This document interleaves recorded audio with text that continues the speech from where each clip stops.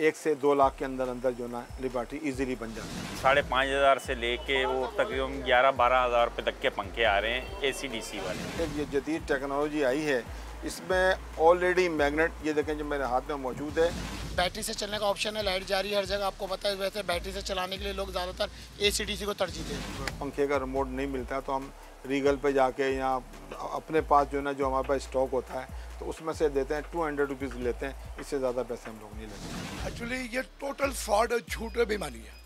ग्राहकों को बेवकूफ़ बनाना। ये पंखा आपके घर के बाहर कबाड़ के 400 किलो में ले लेगा। इसके अंदर ज़्यादातर वही अपना कैपेसिटर ख़राब हो गए, ट्रांसफार्मर ख़राब हो गया या मोस्फेट ख़राब हो गए, ये वही, इसके अलावा और मज़ीद कुछ ख़राबी नहीं आती। पुराना पंखा जा रहा है स्क्रैप में। स्क्रैप का रेट इस वक्त है 380 रुपये कॉपर का रेट है, 200 रुपये सिल्वर का रेट है। अगर कार्ड इसको तब्दील करना पड़े तो ये तकरीबन 11 से 1500 रुपये में आसानी से मिल जाता है आम मार्केट के अंदर। सुकून किसको पसंद नहीं होता, आप शहर में रहें या देहात में, घर में रहें या फ्लैट में, पंखे की हवा सबको चाहिए होती है। अगर हम दौरे कदीम की बात करें तो दौरे कदीम में पंखे बादशाहों के लिए होते थे, जो मोर के परों से तैयार किए जाते थे और फिर बादशाहों को उनसे हवा दी जाती थी। उसके बाद दौर बदला और हाथ वाले पंखे आ गए, जिनकी रसाई हर किसी के लिए बहुत आम सी बात थी। उसके बाद बिजली आई, और जब बिजली आई तो फिर बिजली वाले पंखे आ गए। लेकिन दौर एक बार फिर बदला और पंखों में भी जिद्दत आने लगी। बिजली के मसाइल को मद्देनज़र रखते हुए AC/DC फ़ैन और इन्वर्टर फ़ैन मार्केट में आ गए। ये पंखे ना सिर्फ जदीद तर्ज के बने होते हैं, बल्कि आम पंखे के मुकाबले में कम बिजली भी खाते हैं। उसके अलावा आप इसे AC की तरह रिमोट से भी चला सकते हैं। आइए चल के देखते हैं कि इस वक्त मार्केट में कौन कौन से पंखे दस्तयाब हैं और इनकी कीमत क्या है। इस वक्त मार्केट में बहुत सारे पंखे हैं आ रहे हैं। इस टाइम जो है मिनिमम जो प्राइस आ रही है तकरीबन 5,500 से लेके वो तकरीबन 11-12 हज़ार रुपये तक के पंखे आ रहे हैं AC/DC वाले। इसमें फिर अलग अलग क्वालिटीज़ हैं, अलग अलग वेराइटीज़ हैं, अलग अलग गारंटीज़ हैं। अब जो 5,500 या 6,000 रुपये का पंखा है उसमें जो है आपको 1 ईयर सर्किट वारंटी मिलती है और 2 ईयर मोटर वारंटी मिलती है। फिर इससे ऊपर चले आए, इसी तरीके वारंटी सर्किट की 1 ईयर रहती है तकरीबन 6,500-7 हज़ार वाले तक की। उसके बाद ऊपर जाते हैं तो उसमें जो है आपकी वारंटी जो है 2 ईयर सर्किट में आ जाती है, 5 ईयर मोटर में आ जाती है। इस तरीके से इससे ऊपर और जाए 9-9,500 हज़ार वाले पंखे, उसमें 5 ईयर वारंटी है, 5 year circuit, 5 year motor warranty है। इसी तरीके से और ऊपर जाए फिर क्वालिटी का जैसा डिफरेंस होगा वैसे उसके प्राइस। इन्वर्टर फैन भी आते हैं बिल्कुल, जो इन्वर्टर में भी देखें आजकल जो है बड़े मसाइल हैं। इसमें इन्वर्टर जो जेन्युइन इन्वर्टर आता है उसमें T किट लगी हुई आती है और नॉर्मली जो है वो U किट में आते हैं। लोग उस AC/DC वाली किट होती है उसी को जो है इन्वर्टर करके बेच रहे होते हैं। वो AC/DC वो 50 से 60 वाट कंज्यूम करती है। जो T किट होती है वो आपका जो है 30 से 40 वाट के दरमियान में रहती है। 30 वाट जो जेन्युइन 30 वाट आते हैं वो आपका जो है 9,000 से स्टार्ट होते हैं और फिर कंपनी वाइज है कि 10,000, 11,000, 12,000, 13,000 रुपये तक के आते हैं। इसके अलावा स्टैंड फैन आते हैं 12 वोल्ट वाले, आपके अल्लाह भला करे मेगा ब्रेकेट टाइप में आते हैं 12 वोल्ट में स्टैंड वाले। इसमें अगर AC/DC वाले लेंगे तो वो भी तकरीबन 9-9,500। उसमें जो है बड़े भी आते हैं, 24 इंचज़ वाले आते हैं, तकरीबन 13,500 रुपये तक के हैं पंखे। इसमें अगर 18 इंच और 20 इंच भी आते हैं, AC/DC के अंदर भी आते हैं और नॉर्मल DC भी आते हैं। मार्केट में कौन कौन से पंखे दस्तयाब हैं और इनकी क्या कीमतें हैं, ये तो आपने देख लिया। अब चल के जानते हैं कि सारिफ इस वक्त इन्वर्टर फैन खरीद रहा है या फिर AC/DC फैन। दोनों ही रिसेल ज़्यादा है, लेकिन अमूमन AC/DC ज़्यादा बिकता है हमारे पास। ग्राहक की जो डिमांड जो है वो इन्वर्टर की है। इन्वर्टर के अंदर हवा कम है। AC/DC पंखा जो है वो कामयाब है, वो 50 वाट है। AC/DC ज़्यादा चल रहा है। AC/DC ज़्यादा बिक रहे हैं। लोड शेडिंग ज़्यादा, इसलिए इन्वर्टर में जो है वो सिर्फ उस पर ही चलता है, बिजली पे 220 पे, उस पर नहीं चलता बैटरी पे। वो AC/DC फैन बिक रहे हैं, वजह लाइट लोड शेडिंग की। बिजली महंगी भी बहुत कर दी है, इस वजह से ना इन्वर्टर फैन ज़्यादा चल रहे हैं। AC/DC ख़राब बहुत जल्दी हो जाते हैं। कुछ इलाके ऐसे हैं जहाँ लाइट नहीं जाती है तो उनकी जो है इन्वर्टर पे फोकस है, और जिसकी लाइट जाती है उसका फोकस जो है AC/DC पे है। इस वजह से कि वो लाइट चली जाती है तो ये 12 वोल्ट की बैटरी से भी चल जाता है। जिनके यहाँ लोड शेडिंग की प्रॉब्लम है वो AC/DC पे जाके पंखे को परचेज़ कर रहे हैं। जिनके यहाँ लोड शेडिंग की प्रॉब्लम नहीं है वो इन्वर्टर पंखा परचेज़ कर रहे हैं। बैटरी से चलने का ऑप्शन है, लाइट जा रही है हर जगह, आपको पता है। वैसे बैटरी से चलाने के लिए लोग ज़्यादातर AC/DC को तरजीह दे रहे हैं। इन्वर्टर भी ज़्यादा बिक रहा है, AC/DC भी ज़्यादा बिक रहा है। पुराना दो नया लो, अक्सर आपने ये तो इश्तिहार देखा ही होगा और चीज़ों का लेन देन तो बरसों से चलता चला आ रहा है। किसी चीज़ के बदले कुछ लिया जाता है और किसी चीज़ के बदले कुछ।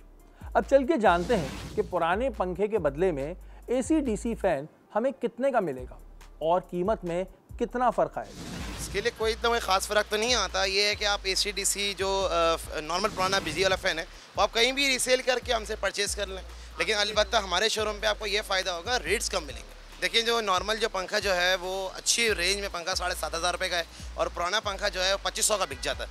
तो कस्टमर को 5,000 देने पड़ेंगे, जो वारंटी और क्वालिटी VIP मिलेगी इंशाल्लाह। एक्चुअली ये टोटल फ्रॉड और झूठ और बेईमानी है। ग्राहकों को बेवकूफ़ बनाना। ये पंखा आपके घर के बाहर कबाड़िया 400 रुपये किलो में ले लेगा। दुकानदार के पास लेके आएंगे, वो आपको 5,000 वाला पंखा 9,000 में देगा और 4,000 उससे काट देगा। 3 गुना का फ़र्क आ जाता है कम से कम। वो 250 रुपये का जाएगा, 2,500 का जाएगा तो 10,000 का आएगा। AC/DC जो जा रहा है वो तुम्हारा पुराना बिकेगा ना, तो कम में या आधी कीमत में जाता है, 1,500-2,500 ऐसे बैठता है। वो सिल्वर का हो या कॉपर का हो उसके हिसाब से रेट होता है उसका। AC/DC मिल रहा है 5,000 से लेकर 18,000 तक है। तकरीबन AC/DC पंखा आप अच्छा वाले लेंगे आपको पड़ेगा 9,800 रुपये का। पुराना पंखा दे के नया पंखा ले लें 2,500 रुपये ऊपर देने पड़ते हैं। पुराना पंखा जो है वो तकरीबन छोटी मोटर वाला कापर का जो है वो 2,500 रुपये 2,000 रुपये का जाता है, बड़ी मोटर का 2,500 रुपये का जाता है। सर देखिए पुराना पंखा जो होता है ना वो 380 रुपये किलो जा रहा है कॉपर फैन। नया पंखा 6,500 से लेके 12,000 रुपये तक का है। AC/DC इन्वर्टर 9,000 से लेके 15,000 रुपये तक का है। सर हर कंपनी का अलग अलग प्राइस है। वैरायटी जो होती है 5,500 से कलेक्शन शुरू होकर 16,000 तक की है। सर अप्रॉक्सीमेटली समझिए 5 से 5,500 रुपये डालेंगे आपको अच्छे से अच्छा पंखा मिल जाएगा पुराना पंखा देने के। पुराना पंखा जा रहा है स्क्रैप में। स्क्रैप का रेट इस वक्त है 380 रुपये कॉपर का रेट है, 200 रुपये सिल्वर का रेट है। कि पूरा पंखा जो होता है ना पुराना पंखा 5 किलो से लेके 12 किलो तक इसका वज़न होता है। वो वज़न के हिसाब से पंखा जाएगा, जितना आपका पंखे का वज़न होगा उतने पैसे आपको उस हिसाब से मिलेंगे। पंखे चलेंगे तो बिजली तो लेंगे, लेकिन चल के जानते हैं कि AC/DC फ़ैन और इन्वर्टर फ़ैन ज़्यादा से ज़्यादा कितने वोल्ट के होते हैं और ये आम पंखों के मुकाबले में कितनी बिजली लेते हैं। आइए आपको दिखाते हैं। अगर 120 वाट पंखा ले रहा है इलेक्ट्रिक वाला तो ये 40 वाट ले रहे हैं। तो इसमें जो ना तकरीबन 1/3 जो ना मतलब है, जैसे कि फॉर द एग्ज़ाम्पल 120 रुपये का जो यूनिट का आता था ना बिजली का बिल, तो वो जो ना 40 रुपये रह गया। वो तकरीबन 1 घंटे में 1.2 आवर्स के अंदर जो ना 1 यूनिट लेता था। ये 0.40 के अंदर जो ना ये 1 पॉइंट ले रहा है। हर बिजली से चलने वाली चीज़ के लिए वायरिंग की ज़रूरत होती है। आम पंखों में जो वायरिंग इस्तेमाल होती है और AC/DC फ़ैन में जो वायरिंग इस्तेमाल होती है, इसमें क्या फ़र्क होता है, आइए आपको दिखाते हैं। देखें जी, ये हम जो पुराने हमारे पंखे हैं तो वो किस वजह से फेल हुए और वो टेक्नोलॉजी क्या थी और जो लेटेस्ट टेक्नोलॉजी क्या है, तो ये इसके बारे में मैं आपको ये एक्सप्लेन करूं कि देखें ये वाइंडिंग है, एक तो इसकी डबल वाइंडिंग है, दूसरा इसमें साइलेंट आयरन है।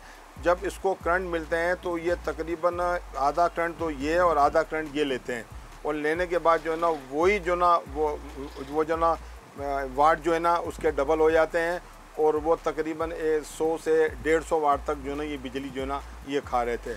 अब इसकी जगह जो ना एक ये जदीद टेक्नोलॉजी आई है।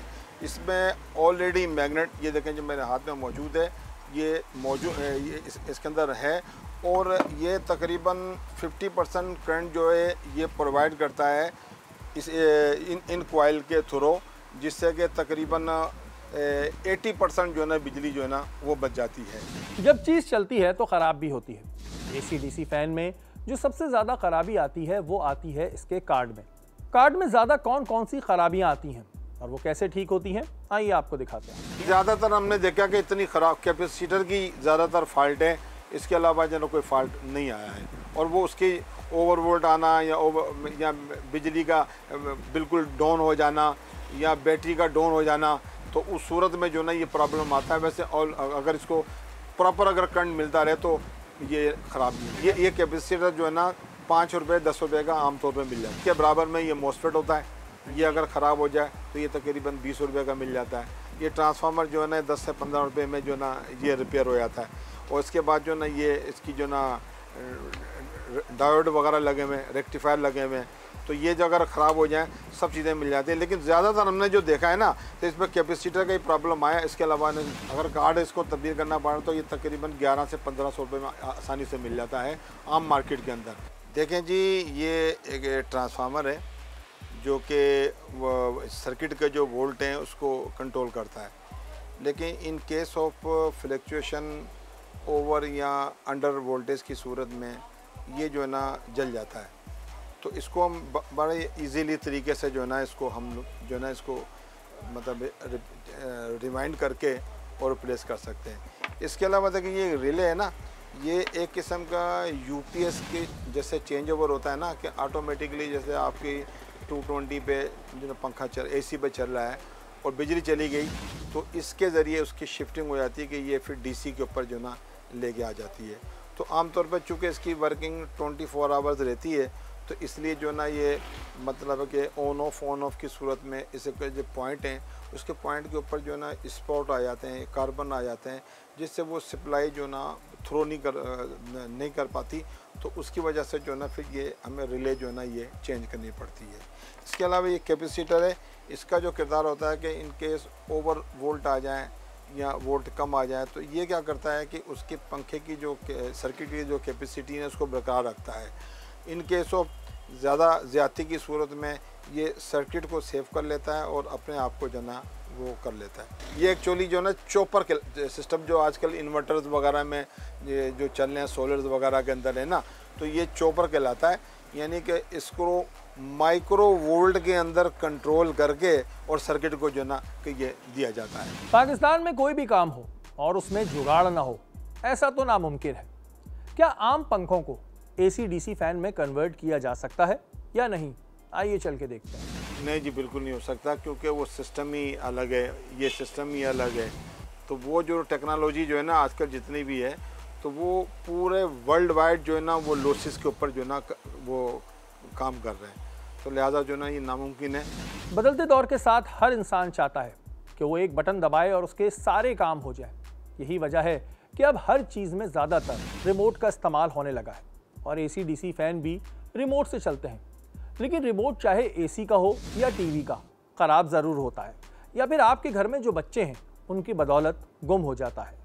अगर एसी डीसी फैन का रिमोट ख़राब हो जाए तो उसका रद्दो बदल क्या होगा, आइए आपको दिखाते हैं। कोई मुश्किल नहीं है, आप मार्केट में जाएं, ये रिमोट 200 रुपये का मिल जाता है और इजीली मिल जाता है, हर जगह पे मिल जाता है, कोई किसी किस्म का मसला। ये अब इसमें एक है, मैं आपको बताऊं कि मुख्तलिफ़ कंपनियों ने मुख्तलिफ़ डिज़ाइनिंग के साथ और मुख्तलिफ़ रिमोट बनाए हैं और उनमें सिर्फ लॉकिंग की हुई है। जैसे कि फॉर द एग्ज़ाम्पल आप ATM में जाते हैं तो मेरा नंबर आपके पास नहीं है, आपका नंबर नहीं है, तो वो अगर आप उन कंपनियों में अगर आप चले जाएं तो वो मुंह मांगी कीमत मांगते हैं, तो उससे जो है ना पब्लिक को जो है ना परेशानी होती है। लेकिन अब ये हमारी नॉलेज में ज़्यादातर ये है कि हमें तो कोई दिक्कत नहीं होती है।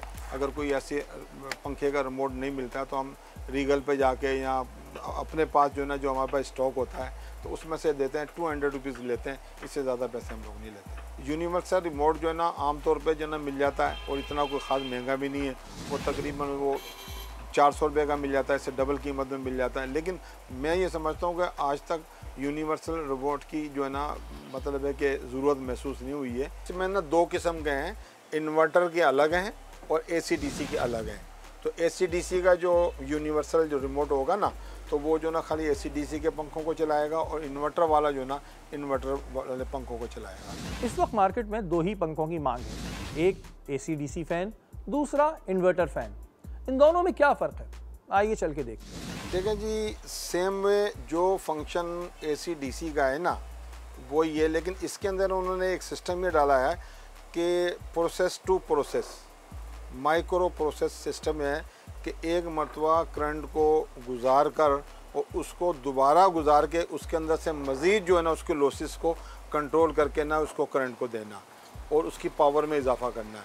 और बाकी जो ना सेम फंक्शन है, वही पार्ट्स है, कैपेसिटर लगे हुए हैं, वही इसमें मतलब है कि ट्रांसफार्मर लगा हुआ है, वही इसके अंदर मॉसफेट लगे हुए हैं, तमाम चीज़ें जो है ना तकरीबन वो हैं। लेकिन ये कि इन IC के ज़रिए इनको प्रोग्राम दिया गया है, इनको डबल प्रोग्राम दे के ना इसको कंट्रोल किया है। क्यों कि इसने फ़र्द सिर्फ इसने 220 पे काम करना होता है और अल्टरनेटर जो करंट होता है, अल्टरनेटर करंट जो है ना उसके अंदर लॉसेस बहुत होते हैं, तो इसलिए उसके जो राउंड अबाउट जो ना एक टाइम में जो है ना फ्रिक्वेंसी जो है ना वो कई मरतबा जो ना मूव करती है, तो उसको कंट्रोल करने के लिए सिर्फ आईसीज वगैरह का इजाफा किया गया है। एसी डीसी फ़ैन में क्या क्या ख़राबियाँ आती हैं और वो कैसे ठीक होंगी ये तो आपने देख लिया।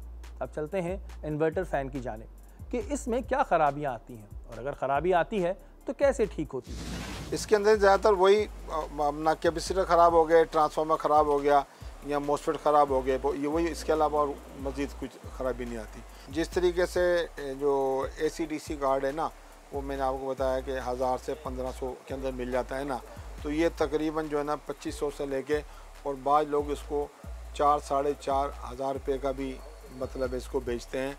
तो उसको जो है ना ACDC को लोग जो है ज़्यादा तरजीह दे रहे हैं और इसको जो है ना कम तरजीह दे रहे हैं, क्योंकि इसकी थोड़ी सी रिपेयरिंग भी मुश्किल है और अभी कंपनियों ने इतनी कोई फैसिलिटीज़ नहीं दी है। क्योंकि मेरा चूँकि यहाँ पर काम है कि मैं सेल्स के साथ रिपेयरिंग भी करता हूँ, फ़र्द वाहिद हूँ जो रिपेयरिंग भी करता हूँ, तो लिहाजा जो है ना मुझे ये ज़्यादातर जो है ना एक्सपीरियंस यही हुआ है कि लोग जो है ना ये इन्वर्टर फ़ैन लेने के बाद जो है ना काफ़ी परेशान नज़र आते हैं। अब बात करते हैं कुछ कारोबार की कि पंखों के लिए रिपेयरिंग लैब यानी रिपेयरिंग शॉप बनाने के लिए क्या क्या चीज़ें दरकार होंगी और इसमें कितनी लागत आएगी। आइए चल के देखते हैं। इसमें इतनी देखें, एक तो वेरिएबल कंट्रोलर और फ्रीक्वेंसी कंट्रोलर हमारे को चाहिए होगा, दूसरा ये काविया वगैरह चाहिए होगा, या मतलब है कि थोड़ा एक आध टेबल चाहिए होगी और कुछ थोड़ा बहुत सामान जो है इसके अंदर जो पार्ट्स वगैरह हैं जैसे कैपेसिटर वगैरह ये होते हैं, जो चीज़ें उड़ जाती हैं उनका थोड़ा सा स्टॉक, ये तकरीबन 1 से 2 लाख के अंदर जो ना लिबर्टी इजीली बन जाती है। ये था बदल गया कारोबार का जदीद पंखों के कारोबार और रिपेयरिंग पे हमारा आज का खुसूसी प्रोग्राम। आपने देख लिया कि ACDC फ़ैन और इन्वर्टर फ़ैन अगर ख़राब हो जाए तो उसके लिए क्या करना चाहिए, इसकी लैब बनाने में कितनी लागत आएगी और आप इस काम को किस तरह शुरू कर सकते हैं। ये एक अच्छा कारोबार है जिसकी आज के दौर में बहुत मांग है, लेकिन सबसे पहले इस कारोबार को सीखें और फिर शुरू करें।